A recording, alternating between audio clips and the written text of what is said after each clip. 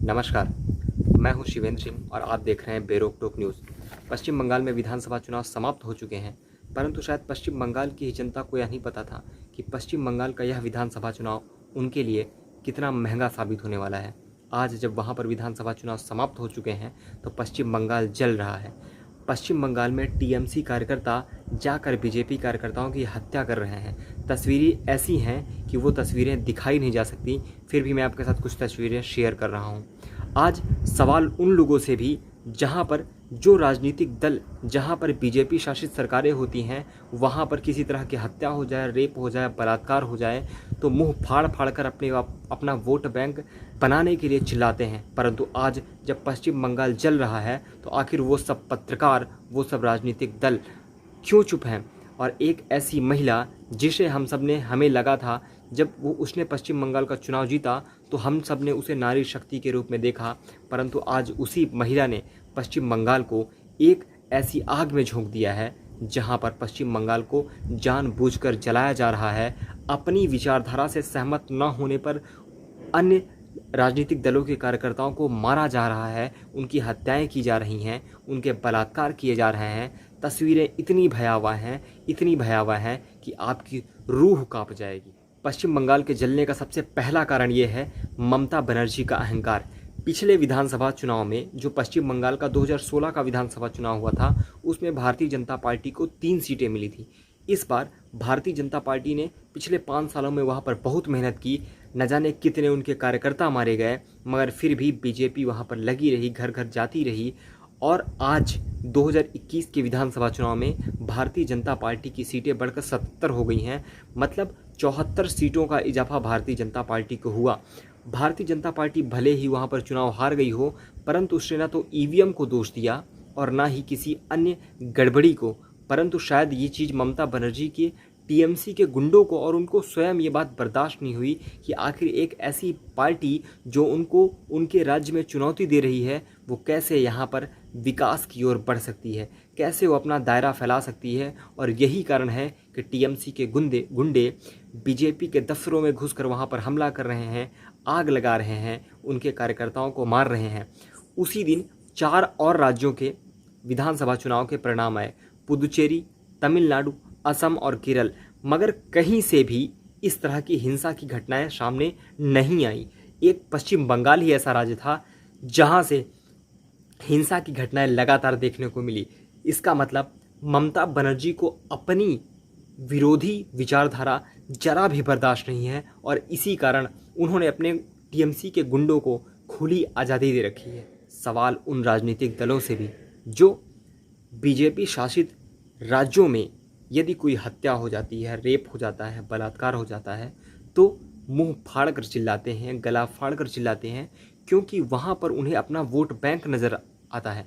परंतु आज जब पूरा देश देख रहा है कि पश्चिम बंगाल जल रहा है तो वो शांत हैं, केवल इसलिए क्योंकि पश्चिम बंगाल में उनका अस्तित्व नहीं है। कांग्रेस भी पश्चिम बंगाल में अपना अस्तित्व समाप्त कर चुकी है, समाजवादी पार्टी वहाँ पर नहीं है, असदुद्दीन ओवैसी की पार्टी वहाँ पर नहीं है, बड़े बड़े वकील कपिल सिब्बल चुप हैं, शशि थरूर चुप हैं, अरविंद केजरीवाल चुप हैं। ये केवल इसलिए चुप हैं क्योंकि पश्चिम बंगाल में इनका अस्तित्व नहीं है।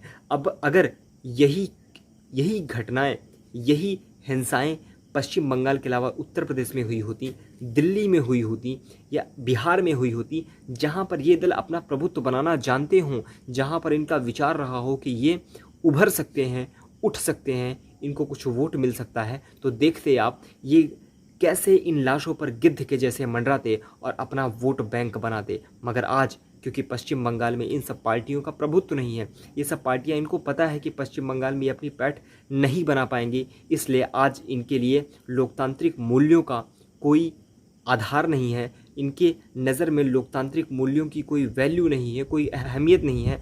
और आज जब पश्चिम बंगाल चल रहा है, वहाँ पर हत्याएं हो रही हैं, तो ये सारे राजनीतिक दल चुप हैं। यही इनकी असलियत है। जहाँ पर इनका वोट बैंक होता है वहाँ पर ये गिद्ध के जैसे मंडराते हैं, परंतु जहाँ पर इनका वोट बैंक नहीं होता वहाँ पर ये शांत बैठे रहते हैं और तमाशा देखते हैं। आप सोचिए, इन्हीं ममता बनर्जी को विपक्ष 2024 में अपना चेहरा बनाने का प्रयास कर रहा है। सोचिए, अगर यही ममता बनर्जी 2024 में नरेंद्र मोदी के विपक्ष का चेहरा बन जाती हैं तो देश में क्या हालात उत्पन्न हो सकते हैं। सोचिए, आज जब ममता बनर्जी केवल एक राज्य की मुख्यमंत्री हैं तब उस राज्य का ये हाल है। और ये बात केवल इस समय नहीं है कि विधानसभा चुनाव समाप्त हुए हैं और हिंसाएं हो रही हैं।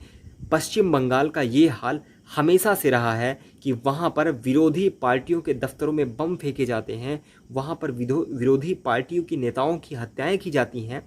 अगर यही ममता बनर्जी 2024 के चुनाव में विपक्ष का चेहरा बन गई तो सोचिए देश के क्या हालात हो सकते हैं। और क्या वो राजनीतिक दल जो खुद को लोकतंत्र का हिमायती बताते हैं, जो खुद को लोकतांत्रिक मूल्यों वाला बताते हैं, अरविंद केजरीवाल, अखिलेश यादव, मायावती, राहुल गांधी, सोनिया गांधी, अपने आप को इंदिरा गांधी की पोती कहने वाली प्रियंका गांधी, क्या वो सब ममता बनर्जी को इस हिंसक छवि के बाद भी क्या 2024 में चेहरा बनने दे सकती हैं?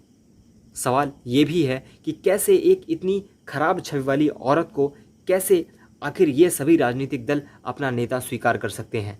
ये तो अच्छी बात है कि ममता बनर्जी पश्चिम बंगाल में चुनाव जीत गई। सोचिए, अगर ममता बनर्जी पश्चिम बंगाल में चुनाव हार जाती तो क्या होता। उन्हें वहाँ पर 213 सीटें मिली।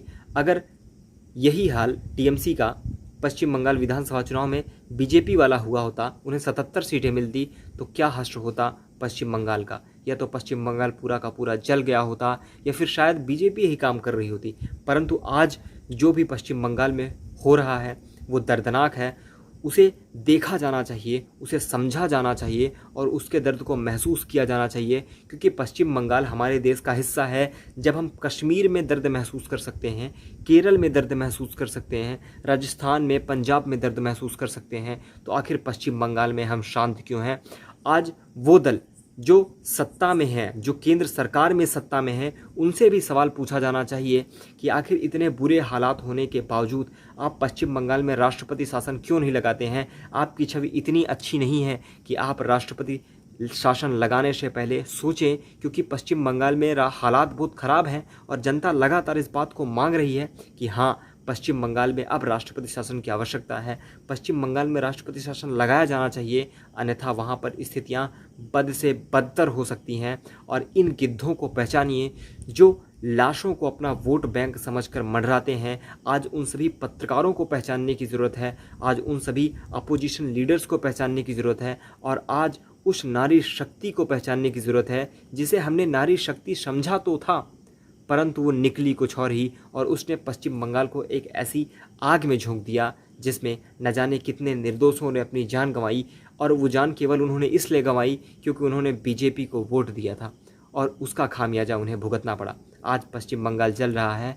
हमें देखकर चुप नहीं रहना चाहिए, क्योंकि यदि हम लोकतंत्र पर विश्वास रखते हैं, यदि हमें लोकतांत्रिक मूल्यों को जीवित रखना है, तो हमें सरकार कोई भी हो, इस तरह की घटनाओं का, इस तरह की हरकतों का विरोध करना पड़ेगा।